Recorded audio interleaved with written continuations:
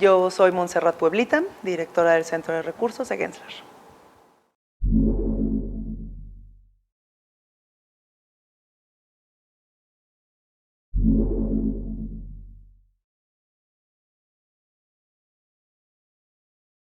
Sí, a ver, es que estoy pensando, es una pregunta compleja, porque me encantaría tener una respuesta romántica. Y la verdad es que no es tan romántica mi respuesta. Mi respuesta es que siempre fui muy buena armando y haciendo como cosas manuales y demás, ¿no? Siempre he tenido como esa paciencia de hacer estas cosas. De repente con la edad ya no tanto, pero siempre fui muy paciente de armar y hacer cosas nuevas. Y en algún momento de mi existencia, en realidad, yo quería ser ingeniera mecánica, ¿no? Y a la fecha, por ejemplo, las turbinas me gustan muchísimo, mi padre de hecho lo es, ¿no? Y del otro lado tengo como que la influencia también de mi mamá, que a pesar de que ella no estudió una carrera como tal, tiene un gusto que yo le llamo que es gusto interiorista, ¿no? O sea, tiene un ojo súper específico, ¿no? Y se atiende muchísimo los detalles. Entonces yo en casa tenía los dos, uno con estudios, la otra como más de intuición. Y para mí fue mucho más en este tema de poderme dedicar a algo donde esa energía, ¿sabes?, funcionara bien. Entonces más bien era porque funcionaba en ese momento. Se enfocara, sí. Sí, y tengo que decir que no forzosamente siempre fue fácil, ¿no? Por ejemplo, en el primer semestre, la directora de carrera me dijo, es que no entiendo por qué estás estudiando arquitectura, tú deberías de estudiar relaciones públicas o relaciones internacionales. La arquitectura no es para ti, ¿no? Cuando mi mejor amiga se enteró de esto, me dijo, a mí me dicen eso y yo hubiera renunciado, y para mí fue vas a ver cómo sí puedo hacerlo, y más bien me quedé en la carrera y más bien como que toda esa energía que no estaba enfocando forzosamente a la parte del diseño, lo enfoqué a la parte del diseño. Yo estudié en la Universidad Motolinía del Pedregal. Fueron muchos factores, ¿no? Está el factor romántico y el otro que no está tan romántico.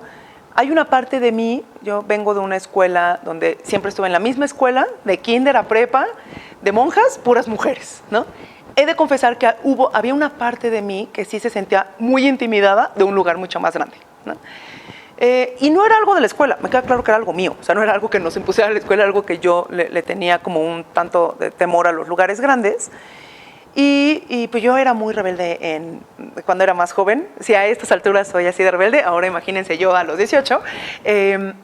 Y era una persona muy influenciable. Entonces mis papás, por ejemplo, sí me pidieron por temas que traían por favor no estudies en ninguna escuela pública, ¿no?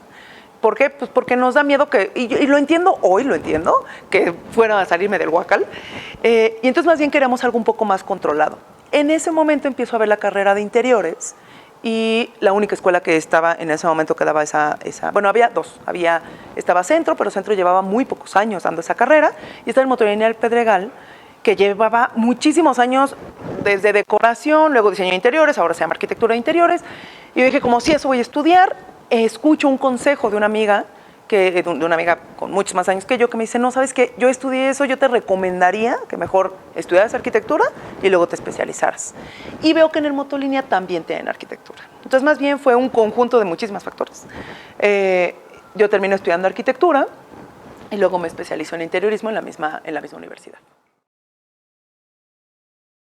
Empezó en la escuela sin yo darme cuenta, hoy ya de manera más adulta, ¿no? Y pasado el tiempo, para mí es mucho más fácil darme cuenta que el diseño, y cuesta mucho trabajo que una persona que se dedica a la arquitectura lo diga, pero reconozco que hay personas que el diseño fluye muchísimo más fácil para ellos que para otras, ¿no? Y te diría que mi coco es diseñar, ¿no? Diseñar, y no es que me intimide la hoja en blanco, y no es que no lo pueda hacer, sí lo puedo hacer, pero reconozco que hay personas con una habilidad 10 veces más grande que la mía, ¿no? Y eso yo lo descubrí en la carrera sin darme cuenta, pero lo que sí sé es que siempre me interesó mucho el cómo se hacen las cosas. Y yo creo que por eso hoy me puedo dedicar a lo que me dedico, ¿no? Y por eso me apasiona de una manera como me apasiona, porque a mí los procesos es lo que más me emociona, Entonces, el cómo se hacen los materiales, el cómo se construye, el qué pasa con las instalaciones, o sea, por ejemplo, a mí hacer cursos de ingenierías es una cosa que me fascina, ¿no? No forzosamente a todos. Entonces, a mí que me digan qué debe de tener prioridad, cómo deben de ser los acabados y demás. O sea, es esta otra parte que lo podrá llamar un poco más técnico posiblemente, ¿no? Que en la carrera lo vi, que las ingenierías me gustaban mucho. Las estructuras, por ejemplo, me gustaban, las entendía, pero ay, no lo sé si me fascinaban, con todo y que la ingeniería siempre se me hizo bastante atractiva. Pero más bien era el entender qué era lo que pasaba con los procesos, que es lo que más me emocionó. Entonces yo te diría que los retos más grandes de mi época universitaria fue la materia de diseño, definitivamente. Mi forma de solucionarlo fue una manera súper funcional, que sí tuviera estética, pero yo sé que posiblemente no era mi fuerte. Y posiblemente sigue sin serlo, ¿no? Entonces, por eso por eso también aliento a muchas personas, sobre todo a las personas que están estudiando, de cuida tu ego. Está bien si no eres el mejor. Hay otras cosas a las que también te puedes dedicar si te dedicas, si estudias esto, ¿no? Te puedes dedicar a otras cosas. Y entonces, al paso del tiempo, te podría decir que lo que más funcionó es entender esto que me preguntaron de ¿por qué no estudiar relaciones públicas o relaciones internacionales? Pues es que uno también se puede dedicar a eso siendo arquitecto, ¿no? Entonces, más bien esos serían mis retos o los retos que tuve. Me considero una persona muy afortunada y la gente que escucha que yo digo tengo mucha suerte me dice, no, es que también eres muy buena. Sí, o sea, muchas gracias, soy muy buena, pero también hay muchas cosas que se han acomodado para que yo pueda tener una carrera profesional que hasta el momento me tiene con mucha satisfacción, ¿no? Yo empecé a trabajar desde tercer semestre, no en temas de arquitectura, o sea, a ver, yo trabajo desde los 13 en otras cosas, ¿no? Entonces pasé por ser mesera, bartender, asistente y demás. Que siento que esas maneras de ocupar los espacios, desde la parte del servicio, hoy me ayuda, por ejemplo, a diseñar un muy buen back of house o a saber qué está pasando en una cocina, ¿no? Entonces siempre trabajen de lo que sea, pero tengan esa disciplina de ir a trabajar, de tener un horario, de tener un jefe, tal. Después, a la mitad de la carrera, yo estaba como, es que fíjense que quiero trabajar, pero no sé cómo. Yo me sentía, la verdad, súper insegura, que yo creo que muchos de los que estamos en la carrera te sientes muy inseguro, porque crees que sabes, pero en realidad no sabes, y sabes que no sabes, pero te dicen en la universidad que sí sabes.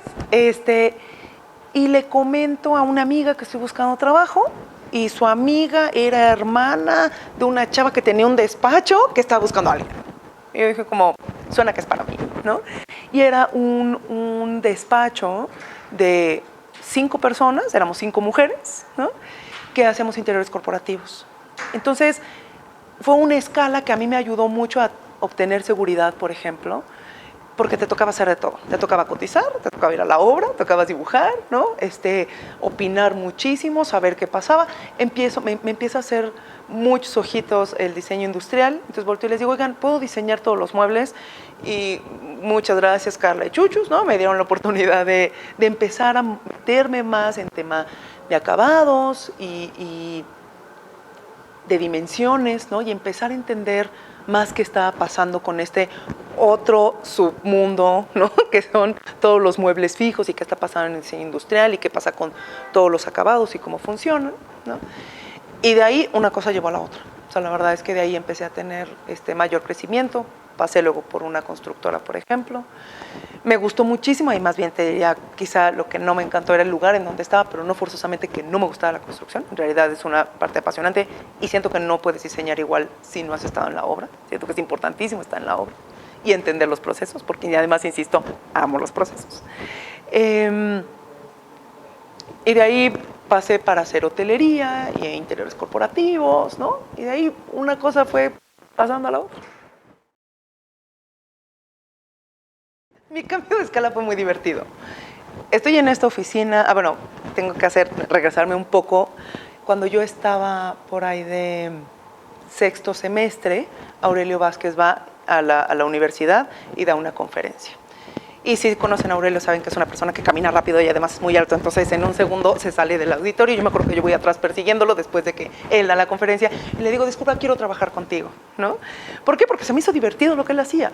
Dije, qué padre que puedas salir de la caja de esa manera, ¿no? Con prisa me da una tarjeta y me dice, búscame, ¿no? Y se va corriendo. Y yo vi la tarjeta y me acuerdo que me emocioné muchísimo. Yo seguía estudiando, no había trabajado en nada, tal. Voy, le presento el book, le presento voy a hacer la entrevista y me dice, ¿sabes qué? En ese momento no sé si sigue siendo el mismo horario, pero en ese momento el horario del despacho era de 7 a 3. Y pues a esa hora yo iba a la universidad. Entonces pues no había manera en la que yo pudiera hacer algo al respecto. Me dijo, pero igual en un futuro, ¿ok? Y me agrega en LinkedIn, ¿no? Y yo dije, pues ahí se quedó el contacto, muchas gracias. Y la verdad es que yo casi que lo vi por muerto, ¿no? Después me voy a EGZ, a este despacho de 4 personas, me voy a esta constructora, llevo 5 meses en la constructora y me llega un mensaje de LinkedIn de un tal Aurelio Vázquez otra vez y me dice, Aurelio, hola, oye, estoy buscando una persona con tu currículum, no sé si pueda funcionar, tienes trabajo, no sé qué. Y yo nada más pensé, él no se acuerda que ya me entrevistó, ¿no? No se acuerda de mí, ajá. Yo dije, ok, ¿no? Voy a la entrevista de nuevo y en cuanto entré a la oficina me dijo, a ti ya te conozco, pero para esto ya habían pasado, no sé, 3, 4 años, más o menos, si no es que, no, sí, más o menos como 3, 4 años. Y le digo, sí, fíjate que yo vine a una entrevista, me dijiste tal. Y, sí, vente. Y entonces yo entro al mundo de la hotelería en realidad haciendo hoteles de amor, ¿no? Si bien sí nos tocó hacer algunos hoteles de cadena, eran hoteles más bien mid-scale, por ejemplo, que es otra escala, tienen otros niveles de certificaciones y de especificación, ¿no? Pero, o sea, la verdad es que estuvo muy divertido empezar a hacer este otro lado de la hotelería, ¿no? Un lado de la hotelería donde, en realidad ahí es donde yo empiezo a ver qué está pasando con todo lo contract, ¿no? ¿Cuáles son qué es esto de especificar para que, ¿no? Para que funcione para X cantidad de veces que das? Por ejemplo, conceptos como el retorno de inversión, esa fue la primera vez que lo escuché, ¿no? ¿Cuántas veces ibas a dar una habitación para que fuera negocio? ¿Cuál era la ocupación para que funcionara como un negocio, por ejemplo? ¿Qué pasaba con las temporadas altas, bajas? Que posiblemente un hotel de paso en una de esas era al revés de lo que pasaba con uno de turismo. Y fue empezar a entrar mucho más a qué estaba pasando con este otro mundo, que era otra escala, ¿no? Hasta qué pasaba, por ejemplo, cuando hacías una cotización, ¿no? Con si tienes un tipo de habitación o si tienes 10 tipos de habitaciones, a pesar de que nada más tienes un concepto, pero es que lo tienes que adaptar en los demás, ¿no? Entonces empezar a entender este otro mundo y también este otro, de repente lo que pasa posiblemente en hotelería es, eso que estás diseñando una vez se va a repetir 100 veces. Creo que el nivel de conciencia que tienes cuando sabes que se va a repetir 50 o 100 o 200 o 15 es muy diferente que cuando sabes que vas a hacer una cocineta. ¿no? O sea, hay un tema en la repetición que creo que cambia la conciencia, ¿no? Y entonces esa fue como mi primer acercamiento a la hotelería. Me gustó muchísimo. Regresé después otra vez a hacer interiorismo corporativo y ahí es donde me toca hacer el proyecto más grande en cantidad de metros cuadrados, que ahí fueron 40,000 metros cuadrados de la Torre Scotiabank, de la mano de Space y Juan Carlos y Jimena Fernández en su momento. Y también era otra escala, ¿no? Y entender otras necesidades de qué estaba pasando con un banco, ¿no? Los temas de seguridad, un banco que además no es de aquí, pero quiere que todos los que trabajamos aquí nos sintamos a gusto y que se sienta que esto es una oficina de México. Y fue empezar a hacer también, por ejemplo, muchas preguntas como ¿qué es la mexicanidad? ¿No? O sea, ya sabemos que no es el tequila con el sombrero, ¿no? Ya sabemos que no es el nopal, pero entonces, ¿qué es la mexicanidad? Son materiales, es la luz, ¿no? Es la sensación cuando llegas, es este nivel de servicio que tenemos los mexicanos que tanto nos caracteriza, ¿no? Y entonces fue también empezar a hacer diferentes preguntas, ¿no? Para tener otras respuestas. Y de ahí me buscan de Sordo. Entonces llego a Sordo y hice un par de proyectos de interiorismo corporativo, pero donde me enamoro más profundamente de la hotelería definitivamente es ahí, cuando llegamos a hoteles una dimensión mayor, ¿no? De otro tipo de marcas, en el que está pasando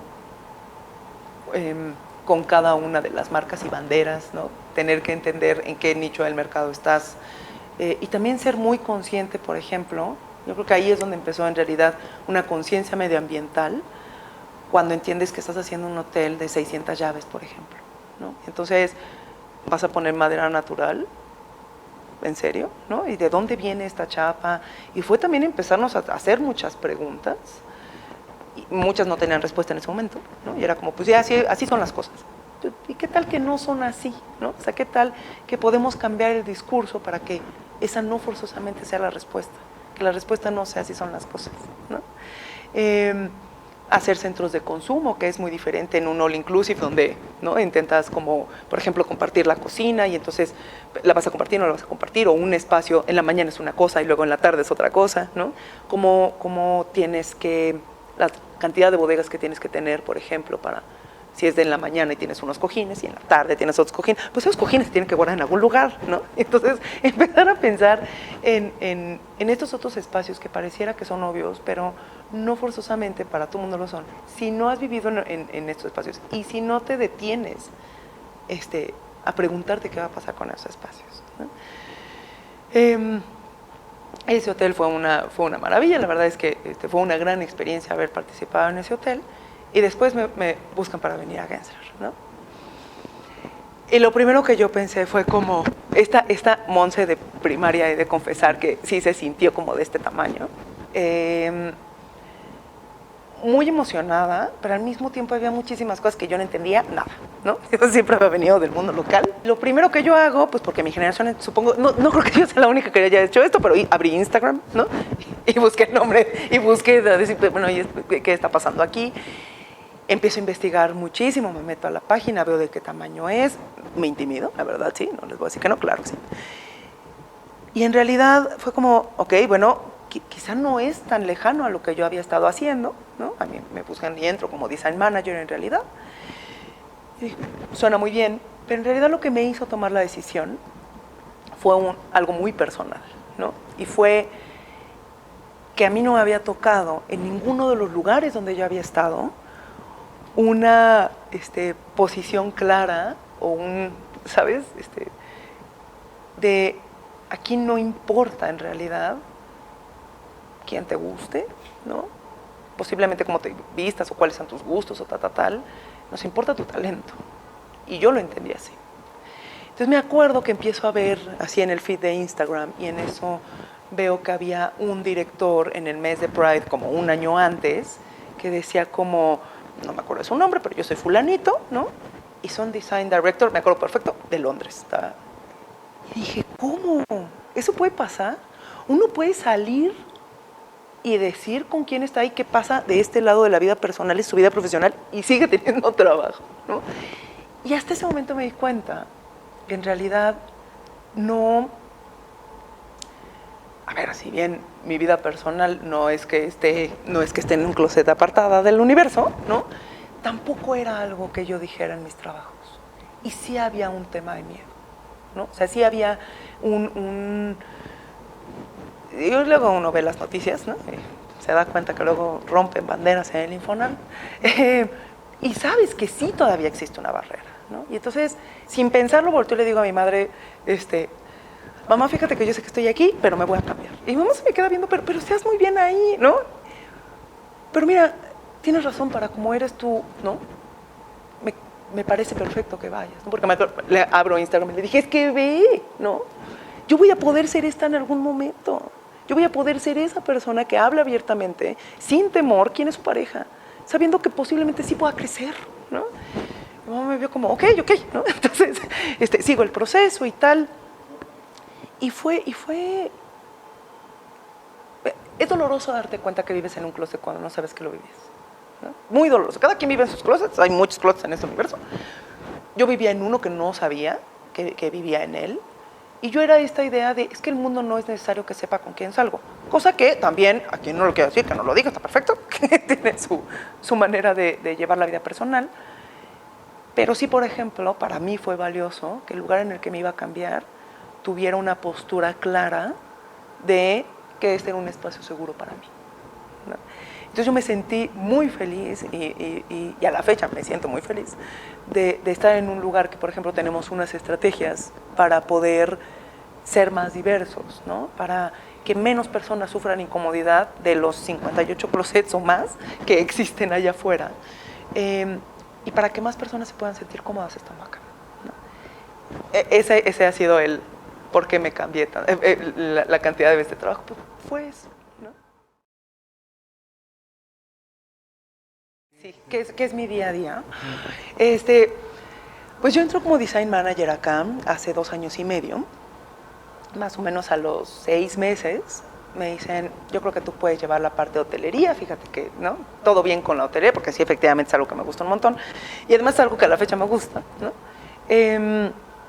Yo creo que puedes ser directora de estudio de hotelería, y yo, perfecto, ¿no? Entonces, llego a ser directora de estudio de hotelería, iba todo muy bien, pero la oficina empieza a crecer todavía más de lo que ya era. O sea, cuando yo entré, creo que yo era la número como 60 y tantos, ¿no? Veníamos de ser 30 personas, crecemos a 70, o sea, ya estábamos en el doble, y ya para ese momento ya andábamos en los 90, ¿no? Y entonces hay 2 cosas importantes. Uno es que me llevo muy bien con el medio arquitectónico, ¿no? Entonces, con proveedores, con otros despachos, por ejemplo, también tenemos una buena relación. Yo soy de la idea que hay trabajo para todos, ¿no? Entonces,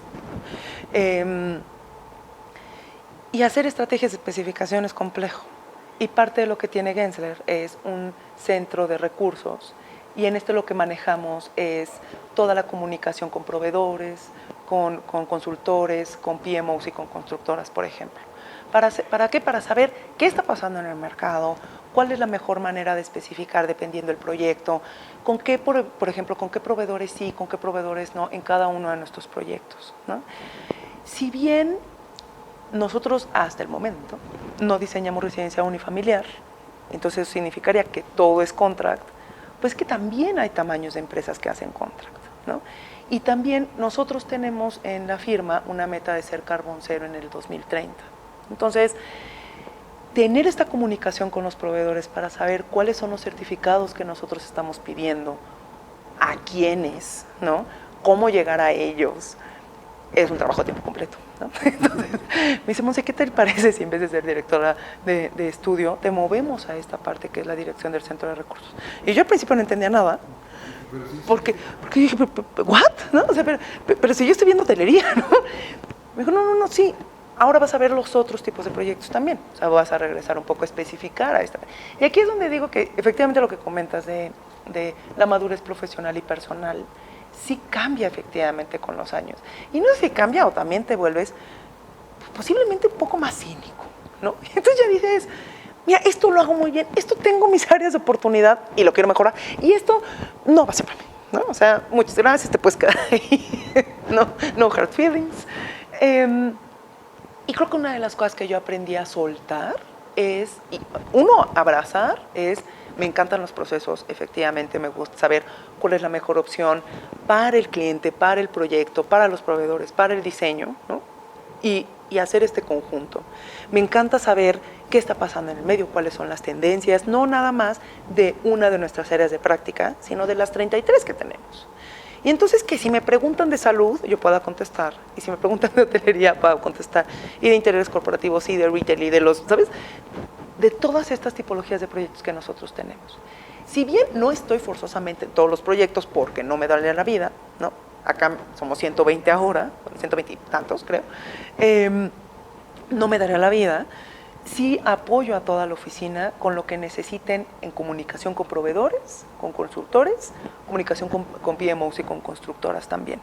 Y también nos dimos cuenta que eso es como de adentro hacia afuera, pero también nos dimos cuenta que de afuera hacia Gensler, no forzosamente la gente nos conoce cómo estamos divididos, quiénes son los directores de estudio, cuál es la diferencia entre un director de estudio, el director regional, los directores de oficina, y etcétera, etcétera.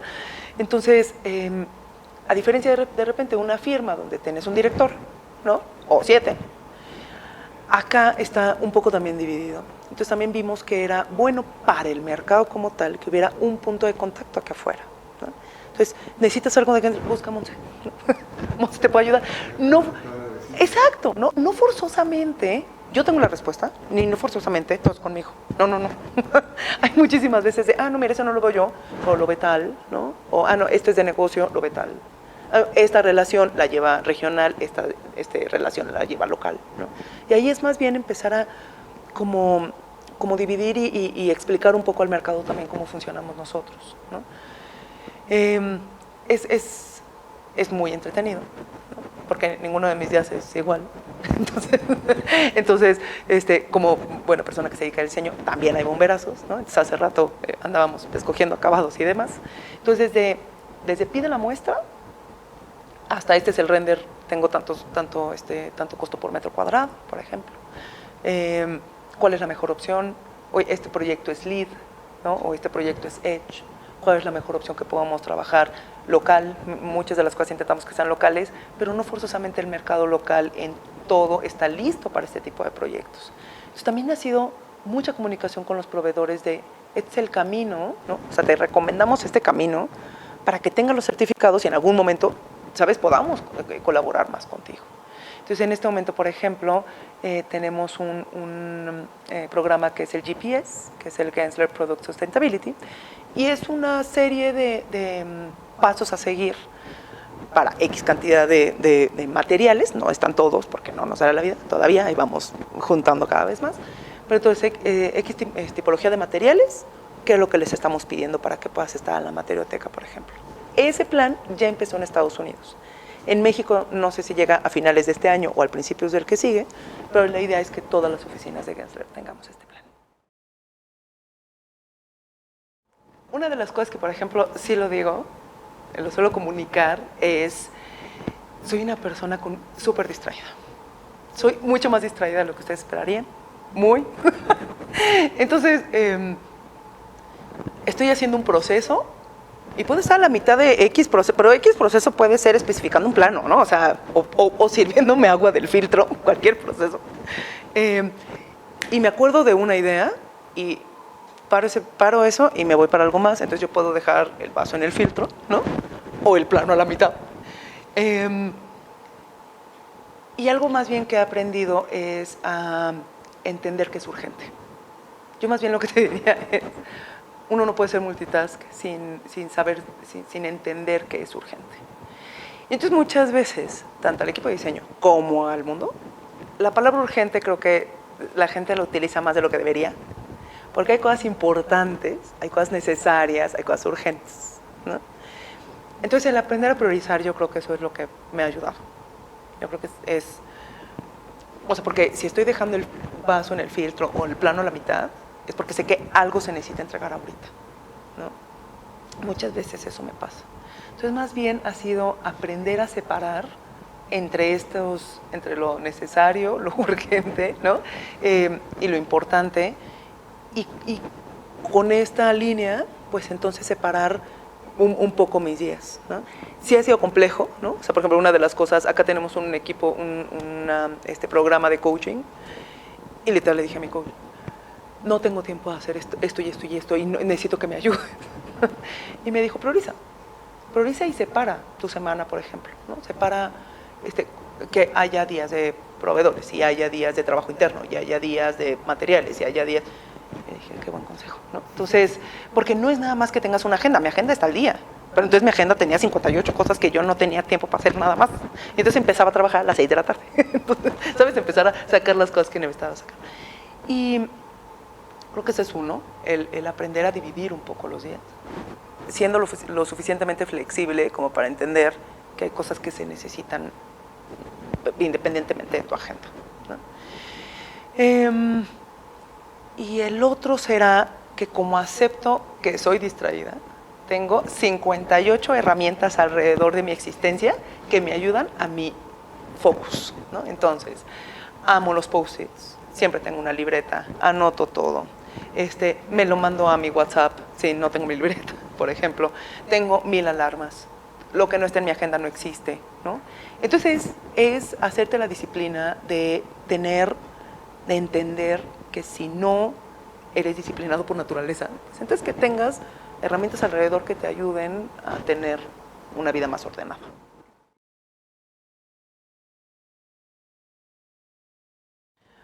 Uno es dibujar a mano alzada.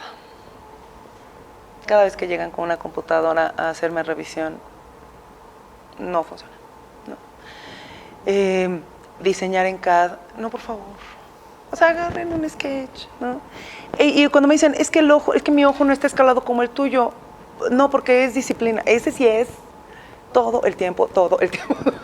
Entonces, es sin miedo. Y uno dibuja como puede y va mejorando con el tiempo, ¿no? Y no considero que soy la mejor haciendo sketches. No, hay personas que son 1000 veces mejores que yo.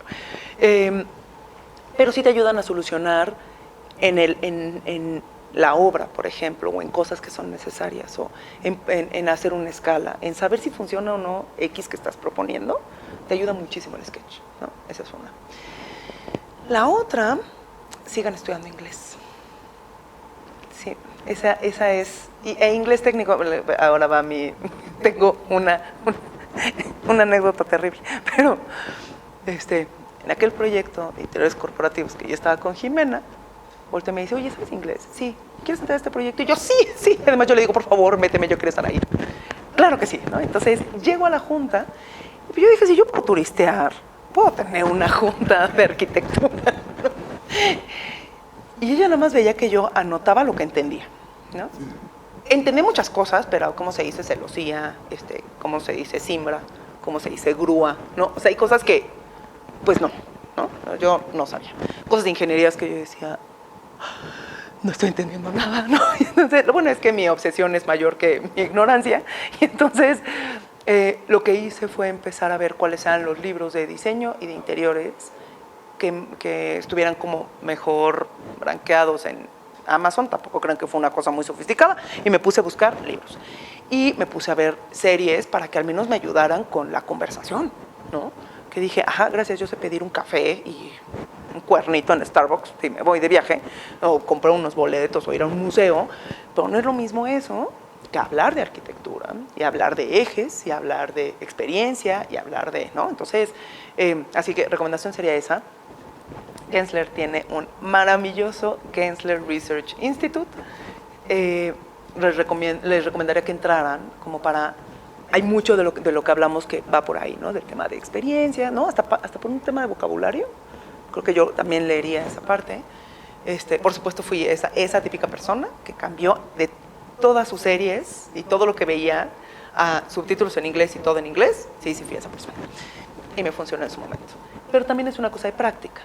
Entonces, de repente cuando no lo hablo mucho, pues en la regadera hablo sola, porque si no, sí se te olvida cosas de vocabulario, ¿no? Y se te olvidan varios temas. Trabajé desde muy temprano en la carrera, ¿no? O sea, creo que trabajar desde muy temprano en la carrera, aunque no sea arquitectura, trabajen de lo que quieran. Si puede ser arquitectura, mejor, ¿no? Pero entiendo que es difícil a veces. Pero creo que trabajar te da una disciplina y un conocimiento de una realidad muy palpable. Cuando me ha tocado dar una que otra clase en la universidad, y les digo, bueno, ¿y ustedes qué quieren hacer cuando salgan y cuánto quieren ganar? Y me dan unos sueldos que digo, no lo creo, ¿no? O sea, a ver, y no es desanimarlos, es más bien nada más poco los pies en la tierra, que conozcan qué está pasando en su mercado, ¿no? Yo creo que esos serían mis consejos. Este me lo dio Aurelio y yo lo duplicaré igual. Si tú vendes diseño, tienes que ser diseño. Y ser diseño, no sé en qué momento se perdió podemos ir en pijama a las oficinas para muchas personas, ¿no? Cada quien sabrá lo que se pone.